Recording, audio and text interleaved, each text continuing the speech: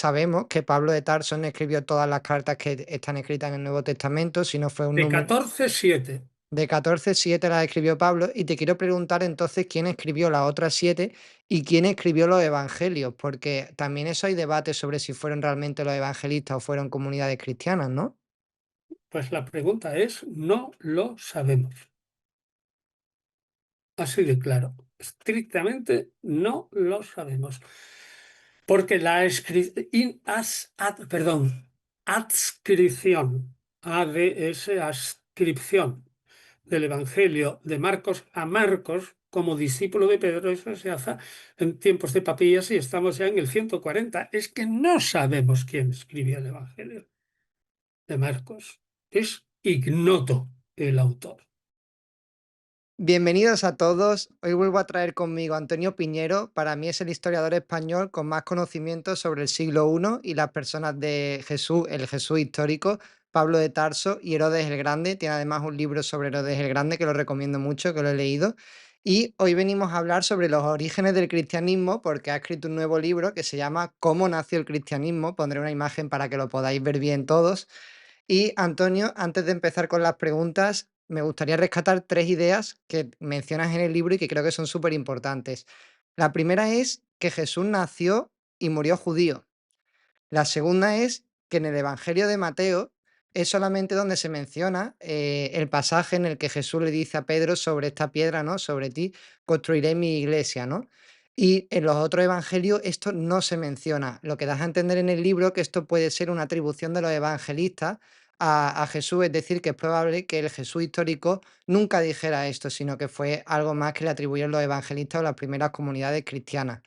Y la tercera idea que me gustaría rescatar es que en el inconsciente de todos los cristianos y las personas de Occidente menciona que se nos ha quedado la idea de que ya nada más murió Jesús, ya se instaura la iglesia como institución, con su jerarquía, con su obispo, sacerdote, y nada más lejos de la realidad, ¿no? Porque todavía no se había establecido, aparte de que ninguna jerarquía, se mencionas en el libro que primero había que hablar de cristianismos antes que cristianismo. Y quiero preguntarte, la primera pregunta, Antonio, es ¿por qué deberíamos hablar sobre cristianismos antes que de cristianismo después de la muerte de Jesús? Estamos hablando de cristianismo en singular porque tenemos un solo libro para profundizar en los orígenes del cristianismo, dice la gente. Ahora bien, ese libro, que es el Nuevo Testamento, está orientado por gente que es discípula directa de Pablo de alguna manera o influida Pablo de Tarso. Entonces, por eso yo he dicho que de acuerdo con nuestra documentación, y la única es, repito, es bastante gordita, el Nuevo Testamento pues tiene un buen monto de páginas, ¿no? Y sin embargo, nos ofrece, en mi opinión, el ideario, el trasfondo, el sustrato del cristianismo que venció a los demás. Es decir, es un cristianismo victorioso, pero había más. ¿Y por qué digo yo había más cristianismos? Bueno, es bastante sencillo pensarlo si tras la muerte de Jesús y la profunda creencia de que Jesús había resucitado, había una serie de personas en su entorno que eran los primeros seguidores. Según los Hechos de los Apóstoles, eran 120 personas. Ahora bien, desde un punto de vista histórico, el creer en la resurrección se sale del ámbito del historiador. Es decir, que una resurrección nosotros no podemos ni descalificarla ni tampoco calificarla. Por entonces, pero eso tiene una consecuencia. La resurrección solo se muestra a distintas personas, todas seguidores de Jesús, pero individuales.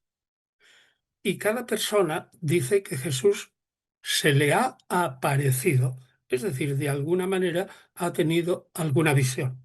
Lo primero que podemos decir es que no sabemos cómo son esas visiones. Es decir, ¿son visiones en sueño?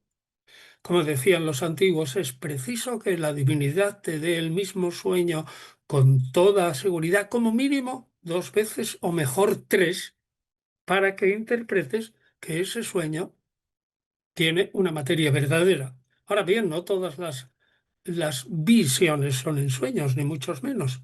Son apariciones en la que la persona que recibe esa aparición, desde el punto de vista psiquiátrico, puede percibir aquello que se le aparece de muchas maneras, según su mundo cultural, según su formación, según su mente. Puede verlo en realidad, puede percibirlo como una sombra, puede percibirlo como una suerte de fantasma y tener que decirle la aparición, oye, no me confundas con un fantasma. Es decir, que a priori podría el que recibe la aparición creer en fantasma y sufrir la aparición de un fantasma. De lo contrario, no se entiende que el aparecido Jesús le diga claramente, yo no soy un fantasma. Bueno, entonces estamos en un mundo que para un historiador no sobrepasa. Si es la sinceridad lo que se pide de un historiador, pues lo que deberá decir es, yo no niego la posibilidad de la resurrección, pero tampoco la afirmo. Claro, hay que aplicar la fe. Me declaro neutral y si tú dices que lo crees, lo puedo testificar que tú lo crees tan firme y algunos lo creen de una manera tan firme que son capaces de dar su vida por esa firmeza, que Sí, ya es mucho. totalmente. Pero claro, yo como historiador no puedo decir nada respecto a un hecho sobrenatural, porque ya me saldría del ámbito de la historia. Por lo tanto, ¿qué puede afirmar un historiador? Pues relativamente sencillo. Hay una serie de seguidores de Jesús que están absolutamente convencidos de que ha resucitado. Entre ellos, y según el testimonio de Pablo en 1 Corintios, hay nada menos que 500, de los cuales unos siguen en vida, según Pablo, y otros ya han muerto. Es decir, muchas personas afirman que han visto a Jesús resucitado. Bueno, entonces el historiador suspira y dice, ¿qué hago yo aquí? ¿Qué hago yo aquí? Hay tantas personas que lo dicen. Bueno, pues yo suspiro también. ¿Qué hago yo aquí? Pues afirmar que un montón de personas están totalmente convencidas de que han visto a Jesús y que darían su vida, como dijimos antes, por ello. Es más, que Jesús les ha encomendado a unos que conservara una serie de palabras, a otros les ha encomendado alguna misión, predicar sobre él, como dice el final del Evangelio de Mateo, a todas las gentes, es decir, a todos los que puedan, durante un tiempo pequeño, claro, porque eh, venido el Mesías, el tiempo que queda para el final es muy pequeño, como dice su más ilustre intérprete Pablo de Tarso, al afirmar que el tiempo se ha acortado y que lo que queda para el final es mínimo. Bueno, entonces, ¿qué hace un historiador? Pues repito, decir, hay un montón de seguidores de Jesús que están totalmente firmemente convencidos de que ese personaje ha resucitado. Y nada más. Y hay que recalcar que todas esas personas son judías, al igual que Jesús, y de hecho mencionas en el libro que hay un momento en el que surge una pequeña discusión dentro de las comunidades porque Pedro está más a favor de mantener las raíces judías y Pablo de Tarso, sin embargo, quiere desligarse un poco de las raíces judías para que los paganos pudiesen también participar de estas comunidades. Quiero Bien, pero preguntarte quién gana un momento, Fernando. Ojo aquí, porque a mí me parece que es muy importante que precises lo que afirmas de Pablo. Pablo es estrictamente judío. Y si lees bien Romanos, sobre todo el capítulo 11, quien se salva es Israel, y solo Israel. Y de los gentiles, solo aquellos que se injerten en el tronco de Israel. Luego lo que le importa a Pablo es ante todo, como buen judío, la salvación de su pueblo y en el fondo solo cree, bueno, yo diría, visto desde un punto de vista egoísta, desde el siglo primero. La gente del siglo primero que era culta cono- conocían más o menos la enorme amplitud de gente que tenía el imperio, como llegaba hasta el Rin en Germania, hasta los que eran más tarde, hasta la muralla de Adriano en Britania, como llegaba en Dalmacia hasta el Danubio. Entonces, ellos sabían que había muchísima gente. Es decir, no podemos decir si calculaban si eran 40 o 60 millones, pero que era mucho mayor que Israel. Sin embargo, la inmensa mayoría de los seguidores de Jesús directos pensaban que quienes se salvarían serían solo los judíos. Sí, porque es muy importante también lo que dices en el libro de que Jesús habla en todo momento para el pueblo judío, que es verdad que eso es un hecho que yo no me acordaba y es cierto. Sí, exclusivamente para el pueblo judío. Jesús no predica a los gentiles. Por mucho que se diga pues, que estuvo pues, en Gerasa y todo eso es huyendo de Herodes Antipas y en Fenicia huyendo también de Herodes Antipas, pero no se pone a predicar a Jesús. Lo que pasa es que un personaje carismático como era Jesús, evidentemente entre pueblos semitas, su fama de carismático y sanador puede trascender. Y entonces, si está en las regiones del norte del mar de Galilea, para escapar de Herodes Antipas, para que no le ponga la mano encima, como se la puso a su maestro Juan Bautista, no es extraño que alguien que tuviera esa fama fuera reconocido en terrenos que no son propiamente judíos, pero que son de lengua semita.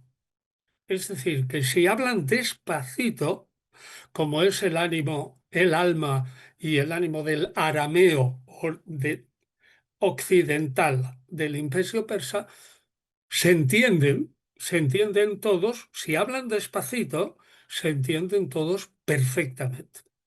Bueno, pues entonces, lo que decíamos antes, y esto es muy importante, ¿quién se salva según Pablo? Solo Israel. ¿Y cuántos gentiles se salvan?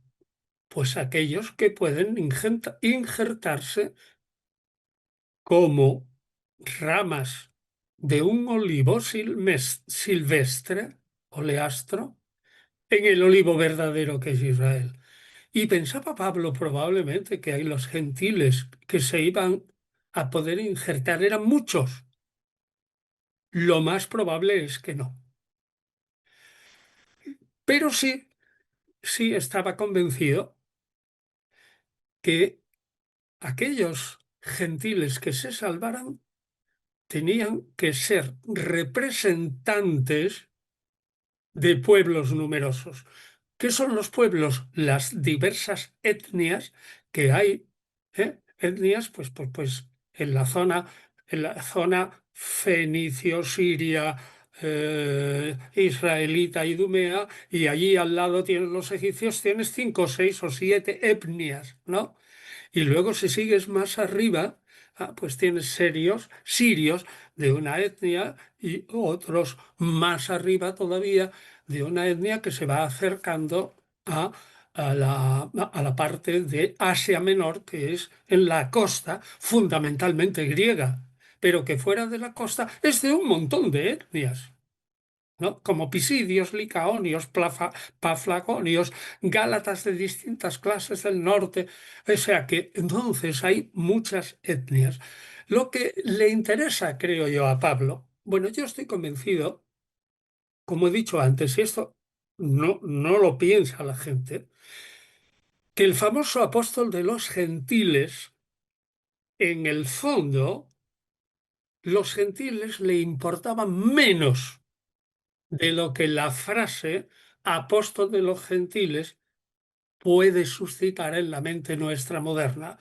Le importaban en tanto en cuanto que se cumpliría eso que decíamos antes, uno, esa promesa de Dios a Abraham de hacerle padre de numerosos pueblos, o sea, etnias distintas. Y ya digo que en el entorno de Israel ya tienes, ellos ya diferenciaban idumeos, samaritanos, eh, árabes nabateos, árabes felices, sirios de la Celesiria, fenicios de más arriba. Es decir, tenían ya 10, bueno, aparte de los egipcios que estaban ya tocando el monte Sinaí, ¿no? O sea, que tenían 10 o 12 etnias, casi a la mano.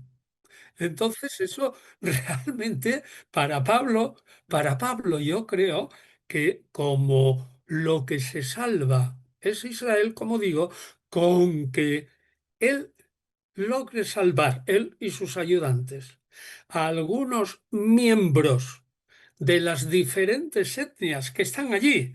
He dicho, hemos nombrado 5, 6 o 7 en un periquete, en un terreno que hoy con un Land Rover, me imagino que recorreríamos en 2 días o 3, ¿no?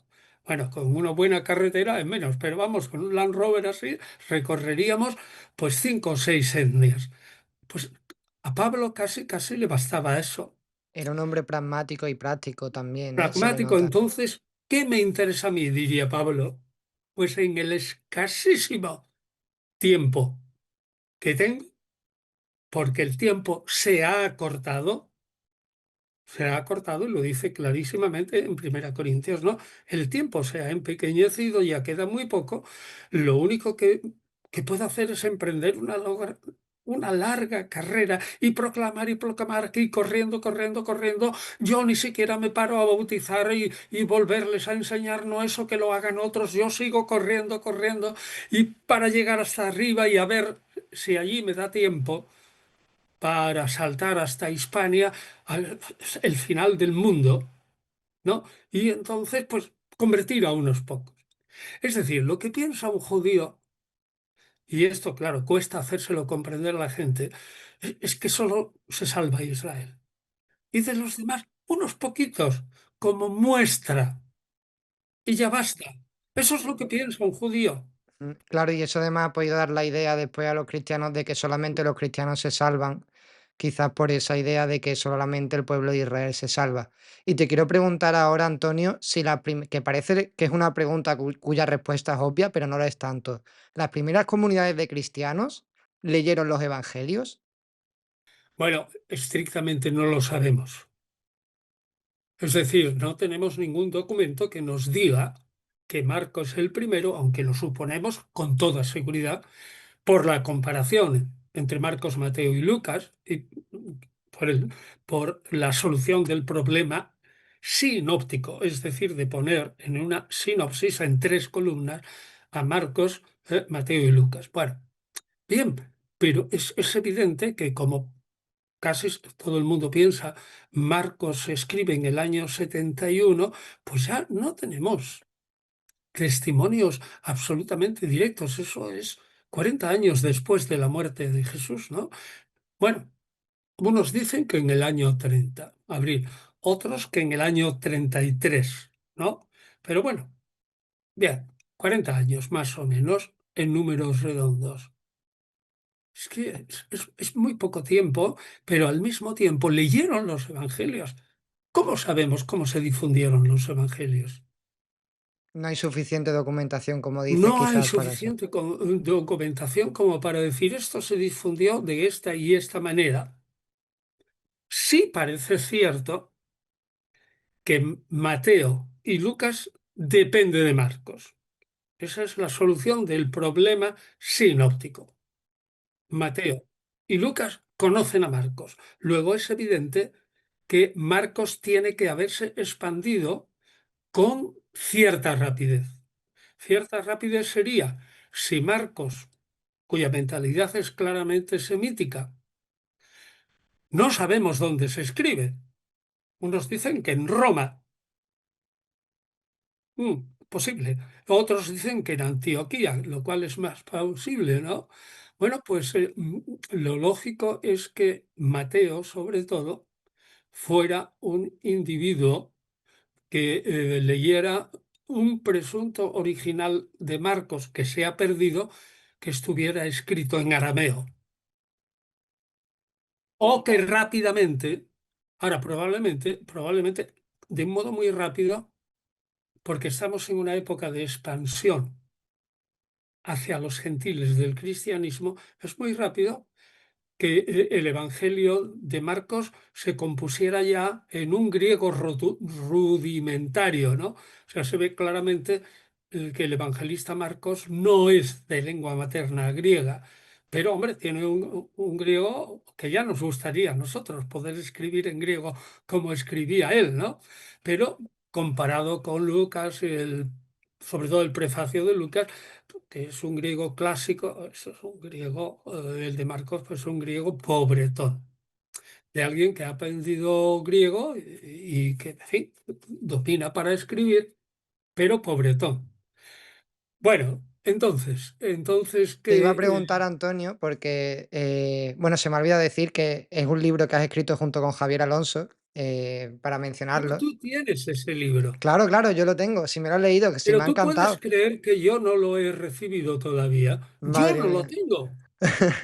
¿Cómo te ha llegado ese libro? Pues me lo enviaba la editorial, y ¿Y por qué la editorial? Bueno, yo ya le he escrito varias cosas. Es como si la editorial me tuviera rabia.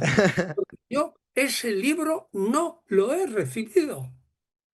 ¿Te lo puedes creer? pues no, pues es Pues increíble. Yo enséñaselo a la gente, porque enséñaselo a la gente, porque ese libro no lo tengo yo.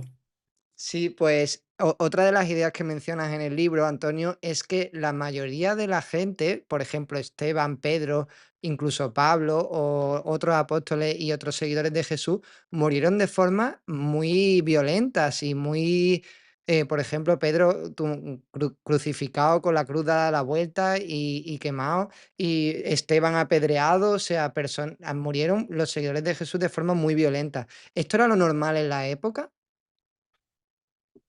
Yo creo que era relativamente normal, ¿eh? Porque Pablo fue apedreado varias veces en su vida y en algún momento lo dejaron como muerto. Y eso era entre judíos, ¿eh? O sea que sí. Mira, se cuenta también, por ejemplo, que en Antioquía, que era la tercera ciudad del imperio, ¿no? Roma, Alejandría, Antioquía, había 16 etnias. Estaban peleándose mañana y tarde por cualquier cosa. La cantidad de muertos era notabilísima. O sea, en Antioquía, vamos, si Antioquía fuera el oeste, una vida valía lo que un trocito de plomo. Allí no era plomo, pero lo que era, pues, el impulso de una mano con una daga, ¿no?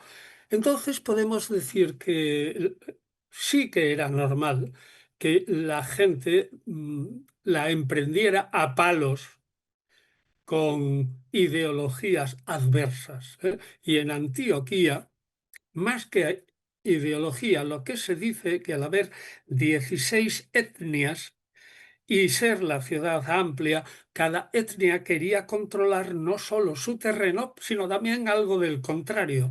Pues parece ser que las peleas en Antioquía eran continuas. El número Bien, pues entonces fíjate, y Antioquía es casi el centro de emergencia de los seguidores de Jesús, ¿no?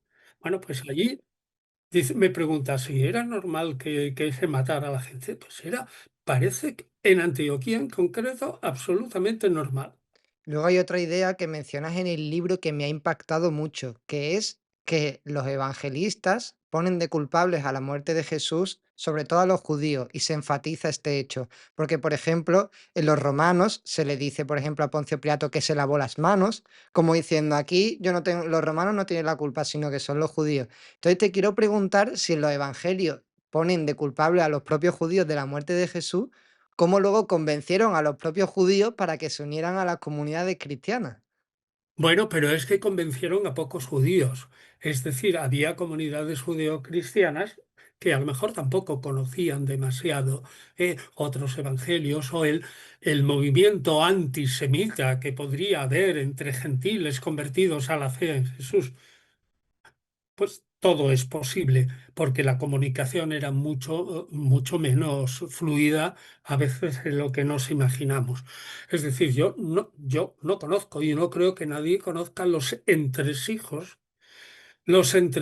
de una conversión, aunque existen libros sobre la conversión y la proporción, así nació el cristianismo como el de Rodney Stark, Stark,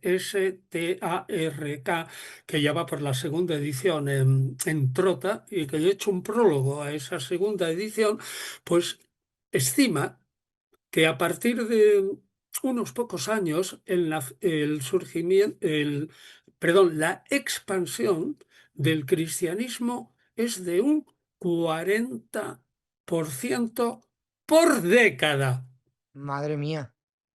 40% por década. Pero ojo, dice Rodney Starr, que nadie se lleve las manos en la cabeza o diga, esto, el Espíritu Santo, hay que ver la fuerza que tenía y tal y cual. Porque esa es, por ejemplo, la expansión de los mormones en Utah, en el siglo XIX, el 40% por década. Luego se estabiliza. O la expansión del Islam fue el 40% por década al principio.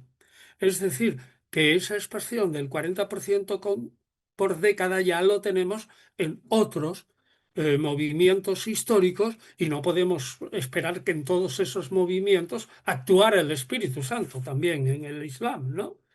O sea que un 40% por década está constatado que es factible. ¿Y cuándo podemos utilizar por primera vez los términos cristiano e iglesia? Es decir, ¿en qué año, en qué momento histórico se empieza a utilizar estos Sí, términos? bueno, pues en cuanto eso esté testimoniado por las fuentes. Y la fuente cristianos y cristianismos está solo atestiguado en torno al 110. 110, es decir, 80 años después de la muerte de Jesús en los escritos de Ignacio de Antioquía, en donde por primera vez allí empezaron a llamarse a los seguidores de Jesús los mesianistas. En Antioquía, que se hablaba indistintamente tanto arameo como griego, ¿no? Los cristianos cristianoi, y latín, cristianoi son los seguidores de un ungido, de un Mesías. Mesías no significa nada más que ungido. Ojo, que Mesías no significa en principio pues que sea un liberador como nos imaginamos, oímos la palabra Mesías, ¿no? Y ya creemos que es el liberador y que viene y lucha contra el diablo. No, no. Un Mesías no es nada más que al principio un ungido. Y es cosa sabida que en la Biblia, que sale la palabra ungido 39 veces, ninguna tiene el significado de lo que un señor de la calle, hoy, ahora cristiano cultural, entiende por Mesías. Nada. Y sale 39 veces. Y la Biblia llama a Ciro segundo el Grande, le llama mi ungido. Isaías, mi ungido, es mi Mesías. Es decir, que un ungido es aquel que recibe una misión especial de parte de los hombres o una misión especial de parte de Dios. ¿Y por qué? Pues porque a los mensajeros y a los que iban por ahí, o a los atletas, o a los que se les daba un premio, y a los profetas y a los reyes se les ungía con aceite purísimo. Es más, para salvar, la leyenda cuenta, a Adán que había caído enfermo, su hijo se tiene que hacer una peregrinación peligrosa por el Edén para buscar un aceite milagroso que sale de un árbol misterioso con el que ungir a Adán y conseguir que saliera de su enfermedad. O sea que el poder de sanación y la potencia del aceite como curación es una cosa antiquísima entre los judíos, el poder del aceite y en general, ¿no? Para ungir a un profeta, a un sacerdote o a un rey o a un atleta. ¿cuándo empiezan a cambiar esa idea del Mesías que tenían los judíos de una persona física que iba a liberar físicamente del yugo de los romanos a los judíos? Y se empieza más a entender ese Mesías que entendemos hoy en día de una persona que te libera más del ámbito espiritual, ¿no? Que te hace más No, en libre a los ti. judíos, no, está claro. En los judíos eso, el que sea judío de verdad hoy, no acepta eso que tú estás diciendo, que ha habido ese cambio del mesianismo. Eso es una espiritualización de la idea de Mesías en el cristianismo primitivo. Claramente, el Mesías ahora, para muchos judíos que tú los puedes contemplar, Mea Shearim, en Jerusalén, si te atreves a entrar allí y todo eso, pues siguen teniendo una idea de un liberador físico de Israel, pero un liberador que puede entenderse que aglutina a todo Israel, con lo cual el liberador de Israel será el Israel colectivo, naturalmente ayudado por la mano de Yahvé, pero ya el pueblo de Israel completo. O sea que el Mesías no es una persona, es el pueblo. Una persona, pero que personifica al pueblo y que une al pueblo Ah, consigo. vale. ¿Eh? Es uno y el pueblo entero. Entonces, la idea de Mesías en un judío estrictamente observante, pues no se parece a la idea del Mesías espiritual nuestro. Sigue siendo el Mesías utópico que con la ayuda de Dios en su momento oportuno liberará a Israel de todos sus enemigos. Dirás, es que esos son unos cuantos fanáticos que están en Israel y sobre todo en Jerusalén y tal. Ah, sí, serán muchos o pocos, no me meto, pero existen todavía. Y existen también judíos fanáticos, sobre todo en Estados Unidos, o pueden existir judíos fanáticos, por ejemplo, en Argentina, que hay bastantes, ¿no? México menos, ¿no? Pero en Argentina sí, y en Israel y en Estados Unidos. Bueno, pero esa gente, los creyentes acérrimos, están pensando en un Mesías que liberará a Israel de sus enemigos. Y luego, una vez librado de sus enemigos externos, Israel, y atención a esto, según la profecía de Isaías, será la luz de las naciones. En- Creo que es Isaías 49:2. ¿Y eso qué quiere significar? Significa que Israel irradiará esa idea para los fanáticos. El Israel se transformará en la principal potencia del mundo. De manera material. Material, sin duda alguna, porque para eso tiene el brazo de Yahvé consigo, ¿no? Toda la fuerza de Yahvé. Y el resto, si quiere a la larga salvarse, al menos tiene que temer a Yahvé, es decir, no insultarlo, respetarlo, venerarlo de esa manera, no perseguir a sus seguidores y mantenerse a prudente distancia del pueblo elegido. Y así no les pasará nada. ¿Y qué entienden los judíos por salvación? Porque creo que es un entendimiento de la salvación distinto al del cristiano, ¿no? ¿Qué entienden los judíos tanto de lo mismo entienden la salvación los judíos de ahora que los judíos de la época de Jesús? Hombre, en teoría, si el judío es fanático, sí. Más o menos la salvación es material, empieza por lo material. Es decir, es una salvación de bienes espirituales, sin duda, pero que está soportada y sustentada por bienes materiales. Es evidente, porque para un judío, los judíos son tremendamente pragmáticos, ¿no? Jamás tienen muy pocas descripciones del cielo, ¿eh?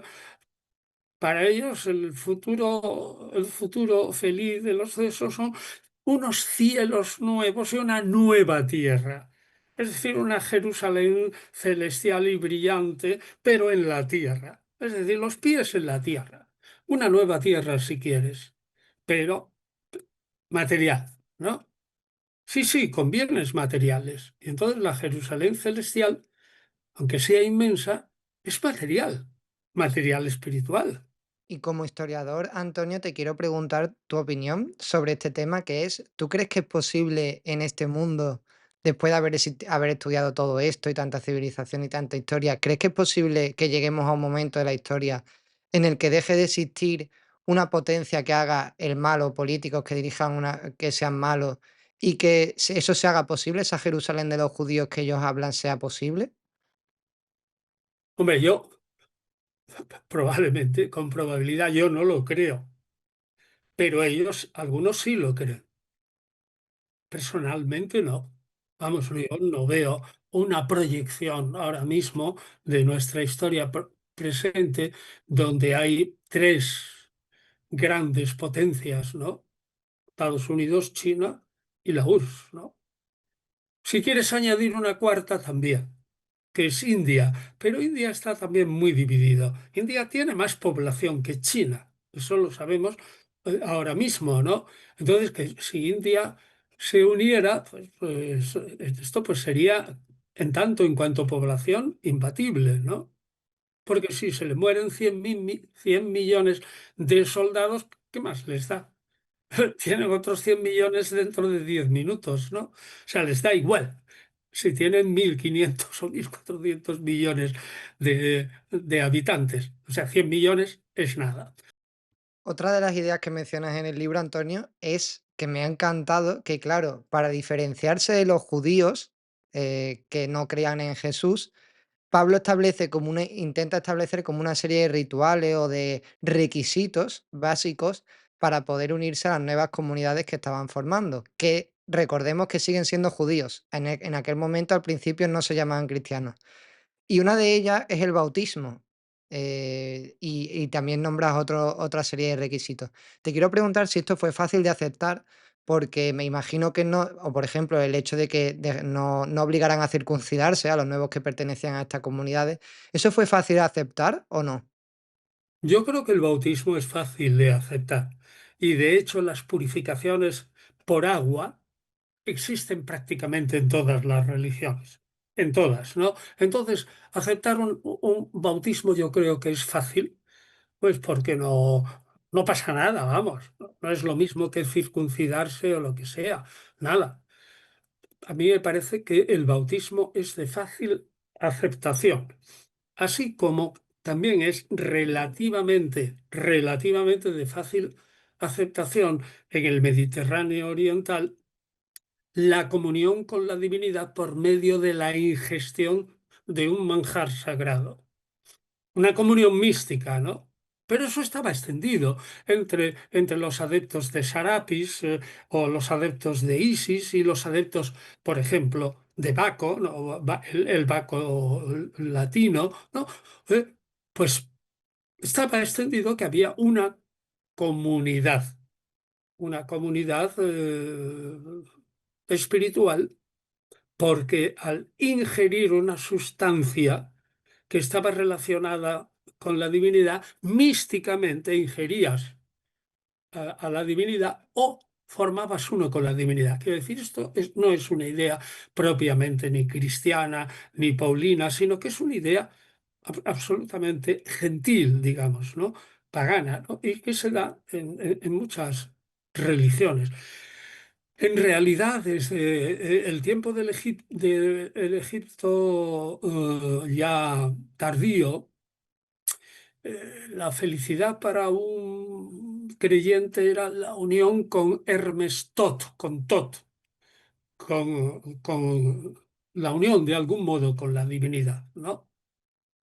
Entonces, ¿qué querían las vacantes cuando ingerían pues el cabrito desgarrado y tal? Pues una especie de unión mística, mística, vacantes, ¿no?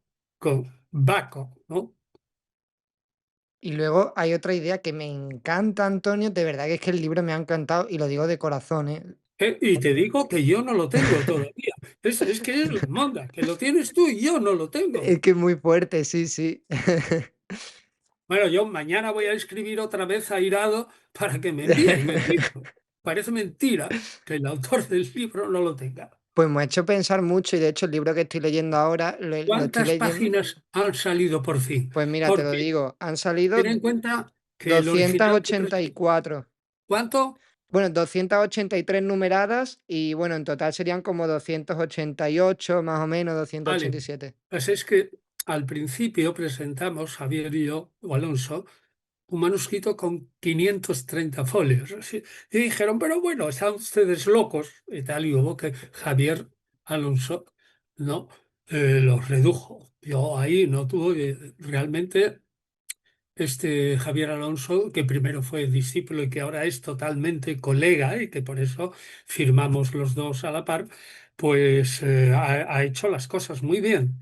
Lo primero que presentó a esa editorial, Shackleton, tenía como mínimo 600.000 de esos, o 700.000 pulsaciones de estas, ¿no? Y Shackleton le dijo que sí estábamos locos. Pues oye, ha quedado súper ameno el resultado vamos, me ha gustado tanto que es que por eso te digo que es que ahora estoy leyendo otro libro muy relacionado con este, que por ejemplo comenta que los judíos le daban mucha importancia a la oración en el templo y a su relación con el templo.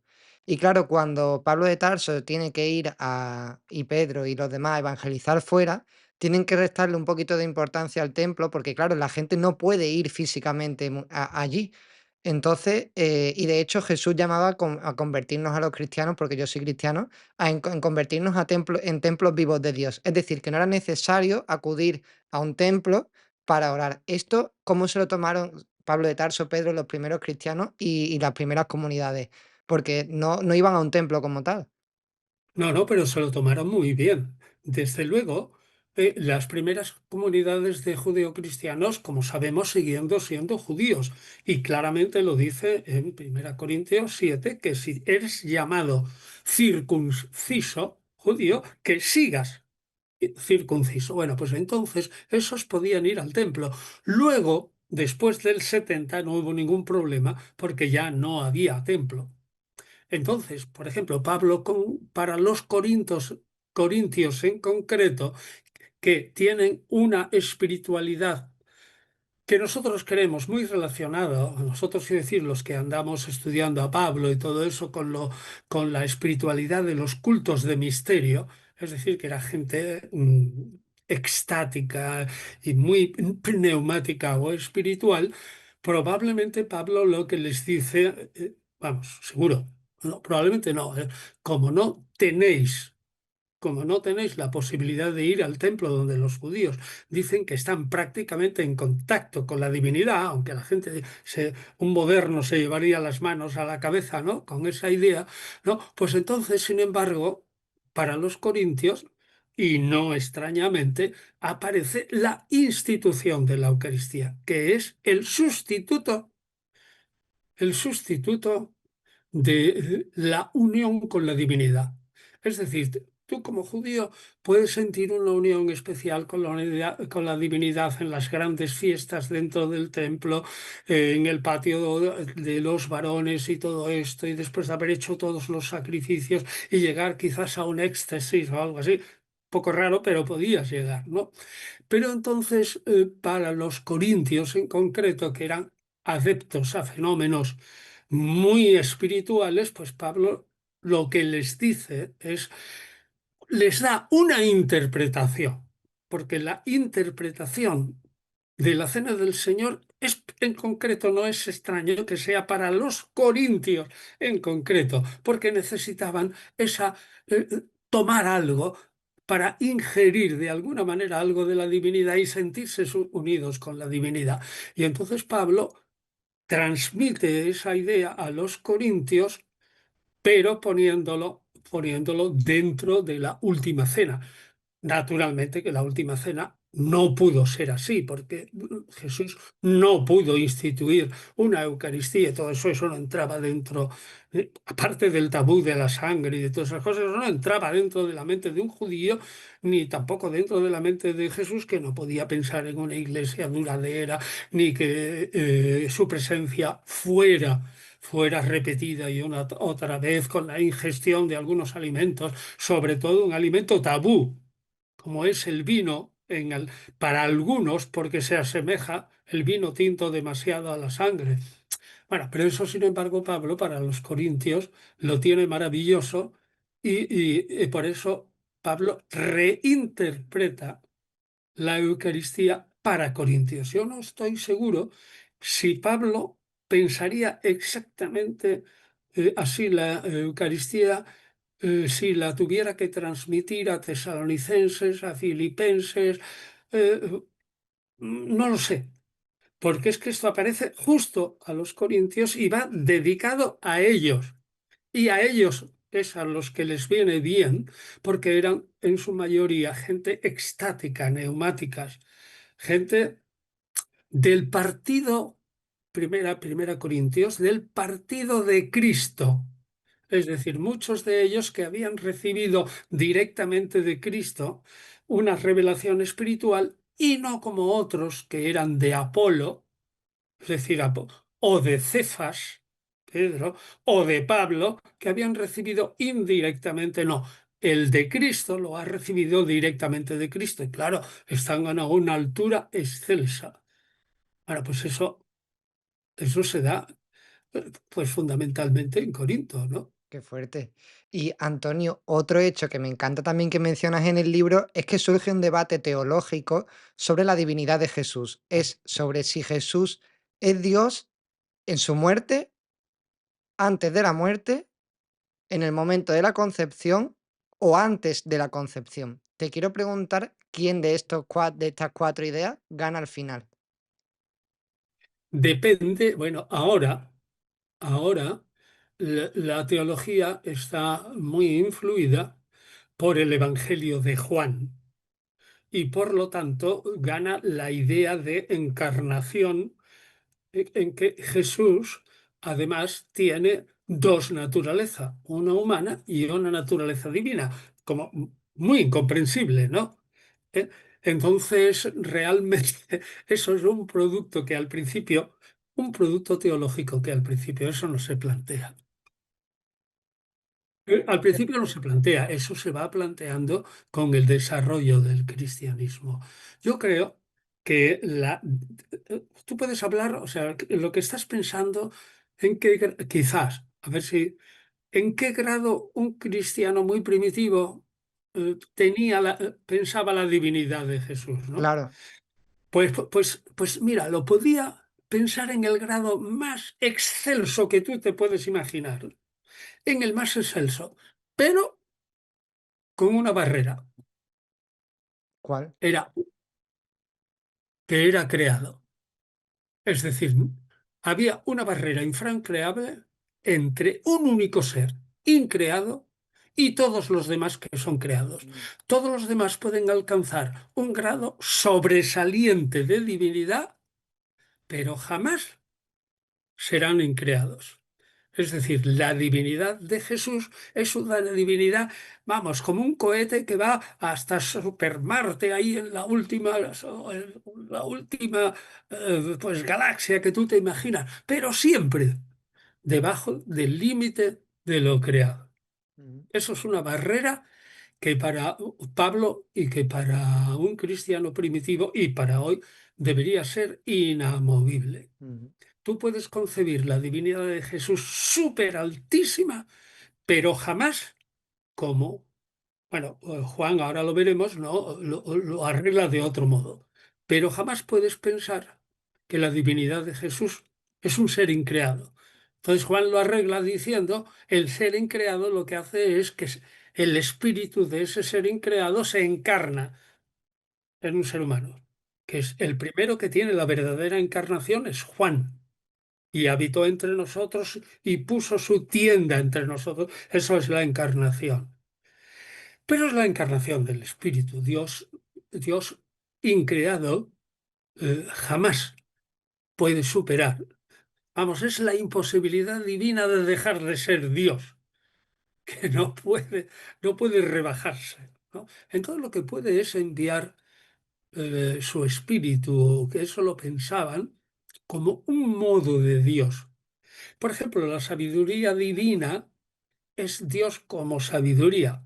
Dios como inteligencia, pero eso es un modo, una manera de entender a Dios actuando, pasando esa barrera de lo creado e increado. Pero ya lo que actúa de verdad es un modo, algo como espiritual, ¿eh? Porque Dios no puede pasar esa barrera como tal, es decir, Dios no puede dejar de ser Dios. Dios la única imposibilidad que tiene es dejar. Es decir, Dios no puede dejar de ser Dios y por lo tanto Dios como tal no puede cruzar íntegramente la barrera de ser increado y hacerse como divinidad como tal un ser creado. No, lo que hace es enviar su espíritu, su sabiduría, que se encarna o algo así. Y eso es como un fluido que atraviesa, un fluido espiritual que atraviesa esa barrera. Pero Dios pertenece arriba en lo increado. Que quede claro esto para la gente. Por muy altísima que pensemos la divinidad de Jesús, siempre será una divinidad de una entidad creada. Y ahí hay una barrera que jamás puede sobrepasarse, porque si no, habría dos dioses. Y dos dioses iguales en potencia, eso se destruirían uno a otro, ¿no? O sea que es absurdo. De hecho, mencionas en el libro que algunos personas que pertenecían a las primeras comunidades cristianas estaban influenciados por el pensamiento de Platón del mundo de las ideas y luego el mundo material. Y de hecho los judíos, no sé hasta qué punto ellos también están influenciados por este pensamiento. ¿Eso es cierto? Sí. Sí, el judaísmo helenístico, la parte más espiritual, empieza a pensar de un modo platonizante. Es decir, que sí que conserva esa división, pero opina que en Platón también habría una división entre el uno bien absoluto y su reflejo, que es en el mundo actual. Y esa división es insalvable. Una cosa es el mundo de las ideas, que es una pirámide, en su cúspide está el uno bien, que es el emanador de esas ideas, pero que en realidad es una entidad, y otra cosa es el mundo de las sombras. Y por lo tanto eso se mantiene en el cristianismo primitivo con una claridad muy... Me parece muy curioso porque los cristianos decimos que para poder entender el Nuevo Testamento y a nosotros tenemos que entender primero el Antiguo Testamento y a los judíos. Pero claro, si los judíos estuvieron influenciados también por el pensamiento platónico, quizás hay que ir un poquito incluso más atrás para entenderlo También todo, ¿eh? tienes que, para entender, también tienes que saber un poco de platonismo, sin duda alguna. Porque ideas gnósticas están también dentro del Nuevo Testamento, a menos en raíz. Y la gnosis tiene un fondo platónico, clarísimo. ¿Y la Trinidad? ¿Cuándo aparece esta idea y este dogma? La Trinidad como una cosa incomprensible aparece claramente al final del Evangelio de Mateo, si no consideras el final del Evangelio de Mateo un añadido del siglo segundo, ¿no? Que es posible, id y predicad en el nombre del Padre y del Hijo y del Espíritu Santo, es muy posible que sea un añadido posterior ese final del Evangelio de Mateo. Pero la Trinidad, por ejemplo, si tú tomas un personaje absolutamente espiritualista del siglo segundo, como la figura de la Iglesia en el libro que se llama El Pastor, de un tal Hermas, que era hermano del Papa Pío, que era entonces obispo de Roma y que se escribe en torno al 140 o 150, a ese le preguntas por la Trinidad y diría, ¿mandé? ¿Qué dice usted? No, no tendría ni la menor idea.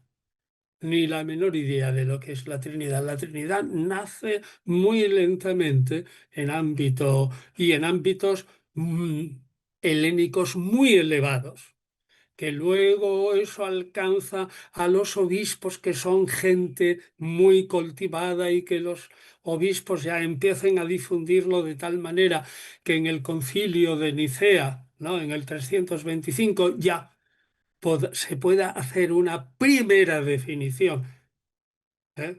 Que hasta el más tarde, no, 456 Concilio de Calcedonia, no se hace clarísimamente, ¿no? Cristianismo fundado en un credo niceno constantinopolitano. Calcedonia es un barrio de Constantinopla, ¿no? Credo niceno constantinopolitano. Eso es una evolución de 5 siglos casi.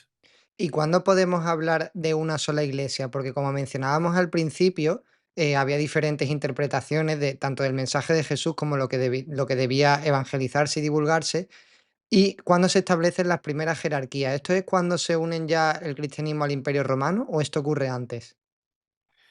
Bueno, pues yo no he estudiado ese punto, pero ciertamente si tú ves, la primera jerarquía son los obispos y están bien claros en Primera Clemente, donde el autor desde Roma, que no sabemos quién es, en realidad no sabemos quién es, ya critica a esos jóvenes que se rebelan, alzan su voz contra el obispo, pero el obispo episcopos es una institución griega. Ahora bien, también en las comunidades judías no había un obispo, pero había un consejo de ancianos y siempre había uno que mandaba en el consejo de ancianos. Es decir, que ese se podría llamar extensivamente en ese sinedrio judío, que ese era como el obispo, pero entre comillas, ¿eh? Pero en algunos obispos, pues ya se da en Filipenses, creo, sí. Y realmente el obispo al principio no es más que un vigilante, ¿no? Uno que está episcopeo, que está escopea ahí mirando sobre el rebañito a ver qué. Pues es que el episcopo es como un dron que desde arriba mira el rebaño de las ovejitas, porque lo miras sobre. Ujú. Y desde la última pregunta, Antonio, que te quiero hacer es, sabemos que Pablo de Tarso no escribió todas las cartas que están escritas en el Nuevo Testamento, sino fue un De número 14 7. de 14, 7 las escribió Pablo, y te quiero preguntar entonces quién escribió las otras 7 y quién escribió los evangelios, porque también eso hay debate sobre si fueron realmente los evangelistas o fueron comunidades cristianas, ¿no? Pues la pregunta es, no lo sabemos. Así de claro. Estrictamente no lo sabemos. Porque adscripción, ascripción del Evangelio de Marcos a Marcos como discípulo de Pedro, eso se hace en tiempos de papillas y estamos ya en el 140. Es que no sabemos quién escribió el Evangelio de Marcos. Es ignoto el autor. Y el Nuevo Testamento como tal, cuando se acepta que este va a ser el Nuevo Testamento, porque como hemos dicho, como bien has dicho antes, esta es la versión que gana de muchas. Pero, ¿en qué año, en qué momento se decide que el Nuevo Testamento va a contener todo lo que contiene y lo que nos ha llegado hasta ahora? Pues en una de las primeras sesiones del Concilio de Trento, hasta entonces no. En el Concilio de Trento, ojo que no sé si Trabuco la adoptó en torno a 1569 o por ahí. Entonces, tan tarde es cuando se establece de una manera oficial el canon. El canon de la Iglesia antes, pues lo tenemos pues, ya prácticamente en Ireneo de León, porque de los 27 escritos hay por lo menos ya 25 y estamos en el 180 y en las Galias, ¿no?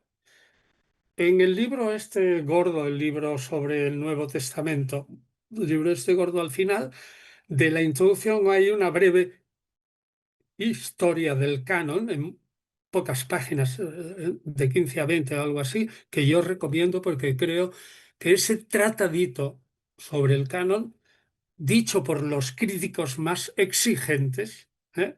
Que pueden criticar algunas partes de la introducción del libro gordo, ese tratadito sobre el canon lo respetan y les parece muy bien. O sea que en los libros del Nuevo Testamento, en la introducción, al final, las últimas páginas, que hay un tratadito sobre el canon. Ujú. Y podríamos decir que las primeras comunidades cristianas eran una secta dentro de los judíos, porque yo escucho este término de que los cristianos, de hecho lo escuché de un judío que decía, los cristianos sois una secta dentro del judaísmo que luego habéis convertido en una religión, pero empezasteis como una secta dentro del judaísmo. ¿Esto se podría decir que es así? Sí, se puede decir, sin duda alguna. Es una secta judía. Simplemente que al principio afirman que el Mesías ha venido ya, sin más, pero lo dice Hechos. Los primeros cristianos, capítulo 2, ¿no? 45 por ahí, iban asiduamente al templo. ¿Y en qué se diferenciaban? En que afirmaban que el judíos, ¿eh? Y como judíos afirmaban que Jesús era el Mesías y ya había venido. Pero por lo demás, tan judíos como los otros. ¿Y tú crees que Jesús, el Jesús histórico, el que aparece en los documentos, el que tú has estudiado, ese sabía y creía que se iba a formar todo lo que se ha formado en torno a él, esa No, religión y esa institución? radicalmente no, de ninguno. Jesús, hasta duda la mayoría de los estudiosos, y al final, en todo caso, se creyó el rey de Israel, pero muy, muy, muy al final, vamos, a lo mejor horas, como quien dice, o días o semanas antes de que lo liquidaran, precisamente por proclamarse rey, ¿no? De Israel. Pero eso probablemente fue por impulso de los más tremendos de sus discípulos. Él siempre se creyó, y eso es lo que aparece en los evangelios. Jesús se considera el profeta de los últimos tiempos, el profeta. Que luego se considere profeta Mesías, pues a lo mejor empujado, pero en la última semana. Y la última pregunta, Antonio, que me ha surgido respecto a lo que has dicho antes, de que se podría decir que el cristianismo es una secta del judaísmo, es si el Islam también nació como secta de otra religión o de otra filosofía de vida o no, o el Islam es aparte, nació original.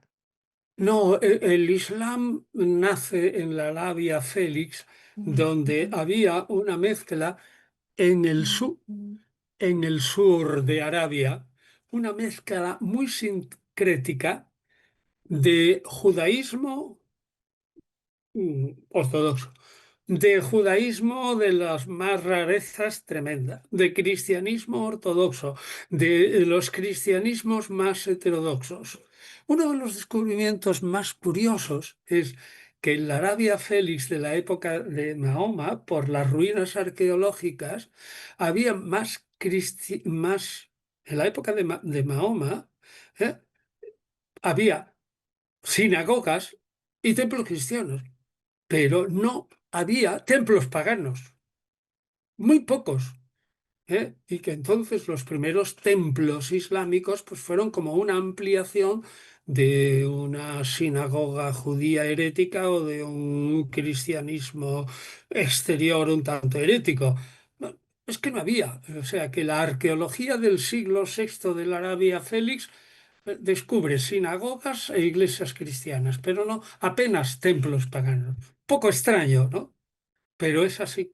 Muy, muy extraño, pero es así. Pues muchísimas gracias, Antonio, por todo tu tiempo, también a tu editorial por enviarme el libro, que es verdad que se lo pedí yo con Bien, y insistencia. dile, vamos, yo tengo que decirle al editorial que es la monda. Yo no tengo el libro. Pues mira que yo te lo tuve que recordar que me lo enviaran porque digo: "Antonio, quiero el libro antes de la entrevista, por favor, que me quiero preparar bien la entrevista", y tal, y al final me lo enviaron a mí, fíjate. Mañana otra vez, a escribir, taca, a escribir para que decir, hoy estoy pasando vergüenza. Pues muchísimas gracias por todo tu tiempo, Antonio, que sé que es escaso, y por compartir tu tiempo y sabiduría conmigo, y de verdad que me ha encantado el libro, lo digo de corazón, lo recomiendo muchísimo, y vamos, que lo digo, que no me han pagado ni nada, que esto lo hago completamente libre. Así que muchísimas gracias, Así Antonio. que lo puedes poner otra vez para que lo Sí, vea yo, porque yo no lo he visto. A ver cómo es. lo Ah, he muy bien. Bueno, pues fantástico. Hala, así me entero yo de algo. O sea, soy yo el autor y no tengo el Ay, libro. Antonio, que ahora que acabo de ver la portada, es un pez, no es una cruz. Entonces, ¿cuándo se Sí, empieza a no, utilizar la cruz y no claro. el pez?